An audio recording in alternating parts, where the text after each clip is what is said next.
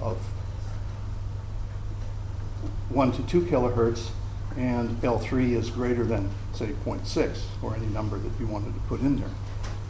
And then it will pull out records like this. So you can see from the sites we've gone from 50,000 down to 119, and they're distributed interestingly, and of course you can do tests in terms of the differences in different places and look at habitats and see why ND12 has 14 and ND01 has only 2. So I did another search for just the ND01, looking at low power at low frequency and high power in the frequency range of 2 to 3. And again, just pulled out 2 records. Let's just play this one and see if we can hear it. I don't know why the volume isn't this high, is it?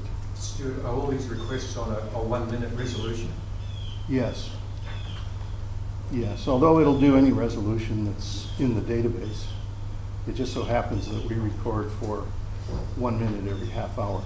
Oh, okay. Oh, I see. So we can hear it pulled out 2 blue jays in North America. But you can see that's a relatively complex search where you can do less than or equal to X and another variable greater than 0.6. So you've got some control of those things. You can also download the observations by using the download toolbox. It brings down both the sound files, the set that's in the query, and also a table of the observations. And I hesitated to put this up, but it's just to show that it brings up, this is basically a file that would be this wide. So I just broke it in 2 here. But these are the power metrics in this range here.